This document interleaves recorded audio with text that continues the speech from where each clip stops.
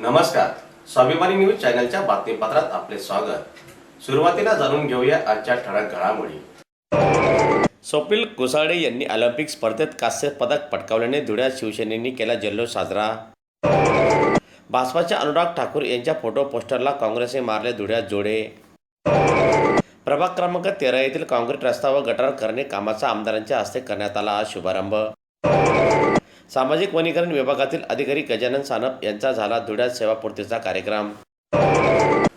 आता जाणून घेऊया बातमीपत्र विस्ताराने। पॅरिस येथे सुरू असलेल्या ऑलिम्पिक स्पर्धेत महाराष्ट्राचे भूमिपुत्र स्वप्नील कुसाळे यांनी कांस्य पदक पटकावले।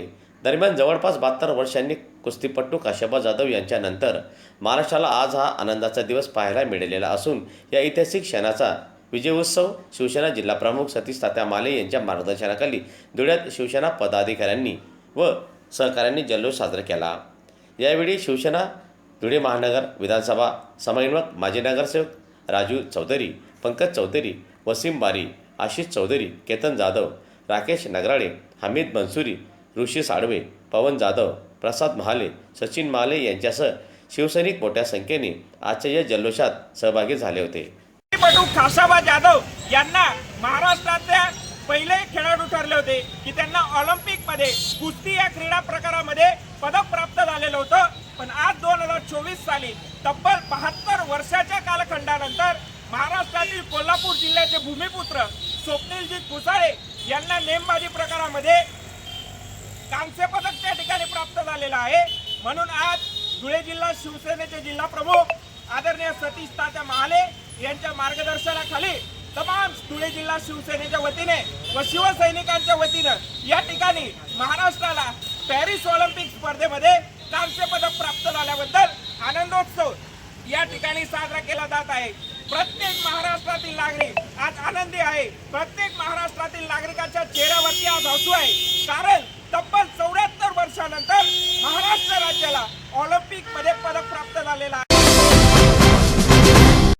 मनुवादी वृत्तीचे वक्तव्य भाजपा खासदार अनुराग ठाकूर यांनी लोकसभेत विरोधी पक्षनेते राहुल गांधी यांच्या विरोधात केले। जाती-जातींमध्ये धर्मामध्ये भांडण लावण्याचा भाजप सरकारचा मुखवटा जनतेसमोर आलेला आहे। जाती धर्मामध्ये तेढ निर्माण करण्याची भाजपचा इरादा राज्यातील मराठा, ओबीसी, दलित आणि 12 बलुतेदार समाजातील जनतेने समजून घ्यावा। आरक्षणाच्या नावाखाली जाती-जातींमध्ये तेढ निर्माण करण्याचं काम भाजप करीत आहेत।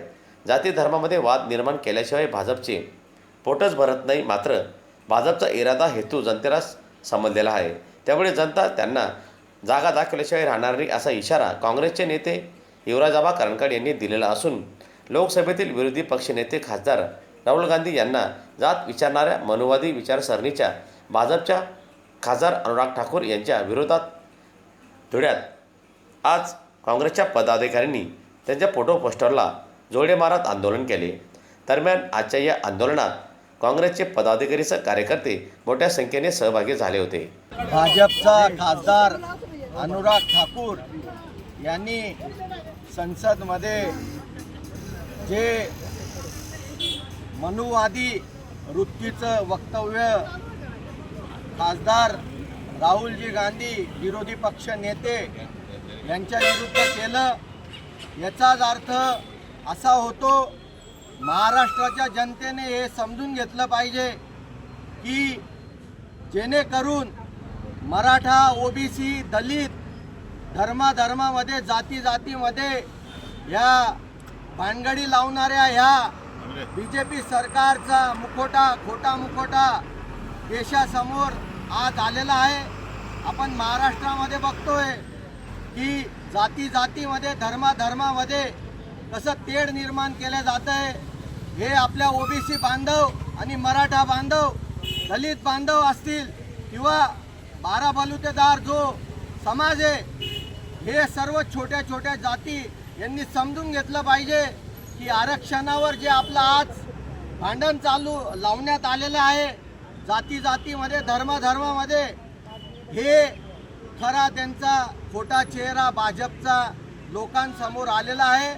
भाजपला हिंदू, मुस्लिम, दलित, शीख, ईसाई हे धर्मवाद, जातीवाद केल्याशिवाय त्यांचं पोट भरत नाही आणि लोकांना सुद्धा समजून आलेलं आहे की जातीवाद आणि धर्मवाद हे जास्त दिवस टिकणार नाही।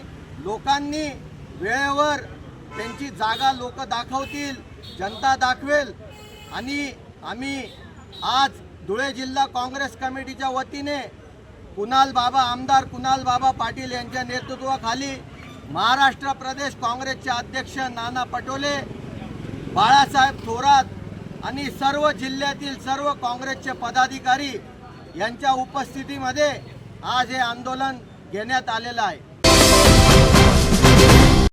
धुळे महानगरपालिका क्षेत्रातील मूलभूत सोयीसुविधांच्या विकास योजनेअंतर्गत धुळे शहरातील प्रभाग क्रमांक 13 शब्बीर भंगारवाले ते दुर्गामाता मंदिरपर्यंत काँक्रीट रस्ता व गटार करणे कामाचे धुळे शहराचे कर्तव्यदक्ष आमदार विकास पुरुष डॉक्टर फारुख यांच्या हस्ते आज या कामाचा शुभारंभ करण्यात आला. दरम्यान आजच्या या कामाच्या शुभारंभ प्रसंगी आमदार डॉक्टर फारुख यांच्या समेत प्रभागातील नागरिक व MIM पक्षाचे पदाधिकारी सह कार्यकर्ते मोठ्या संख्येने उपस्थित होते. विटाभट्टी नूरनगर या परिसरात शब्बीर भंगारवाले यांच्या घरापासून तर मंदिरापर्यंत रस्त्याच्या काँक्रिटीकरणाचा शुभारंभ आज माझ्या हस्ते करण्यात आलेला आहे. या कामासाठी आमचे या परिसरातील नगरसेवक सईद बेग, नगरसेवक गडी डालर, नगरसेवक नासिर पठाण तसेच आमची महिला शहर अध्यक्षा फातिमा मॅडम, कैसर पेंटर, शहजाद भाई आणि आमचे फैसल भाई अन्सारी वगैरे ह्या लोकांनी माझ्याकडे ह्या कामाची मागणी केली होती. त्यासाठी मी नागरिकांची मूलभूत सोयीसुविधा या योजनेअंतर्गत 25 लाख रुपये मंजूर करून दिलेले होते आणि आज त्याच कामाचा शुभारंभ माझ्या हस्ते करण्यात आलेला आहे. यावेळी माझ्यासोबत आमचे सर्व नगरसेवक, कार्यकर्ते, शोएब भाई आणि समीर मिर्जा आणि आमची महिला टीम मोठ्या संख्येने येथे उपस्थित आहे. सामाजिक वनीकरण विभागाचे अधिकारी गजानन सानप यांच्या सेवापूर्तीनिमित्त सत्कार सोहळा झाला. धुळे शहरातील वन भवनाच्या सभागृहात निरोप समारंभ पार पडला.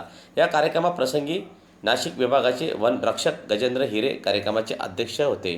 प्रमुख पाहुणे म्हणून नाशिक परिक्षेत्राचे विशेष पोलीस महानिरीक्षक दत्तात्रय कराडे, उपवन संरक्षक धुळे वन विभाग नितीश कुमार सिंग, संपादक विलास टोकले, परिवहन महामंडळाचे विजय गीते, विभागीय वनाधिकारी संजय मोरे, विभागीय वन अधिकारी दक्षता विभागाचे राजेंद्र सदगीर, साताऱ्याचे प्रसिद्ध उद्योजक प्रदीप मोहिते, माजी सैन्य अधिकारी MK सावंत, दिलीप बालिसिंगे, स्वप्नील देशमुख, ऋतुजा देशमुख, राजूदादा साबळे, अशोक घुगे यांची प्रमुख उपस्थिती होती.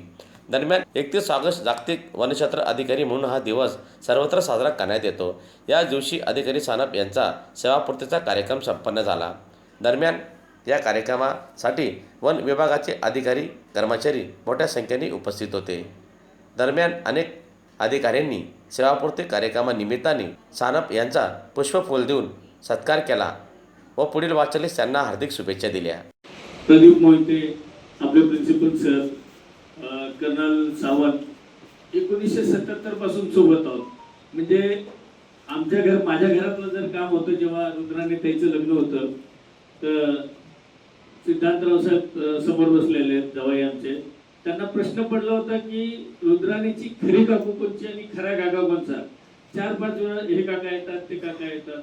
म्हणजे कर्नल सावंतची मिसेस सावंत ही रुद्राणी ताईची सख्खी काकू म्हणून ते समजत होते आणि सख्खी काकू बाजूलाच होते. म्हणजे असे घनिष्ठ संबंध असलेले त्या व्यक्ती आज माझ्याबद्दल खूप सारं कौतुक केलं त्यांनी. मला ऐकायला बरं वाटलं. आता मी तसं आहे की नाही हे आता तुम्हाला लोकांना माहिती, पण ही सर्व घडायसाठी आणि आज जे इथपर्यंत पोहोचलो त्याला फक्त कारण माझे वडील आहेत.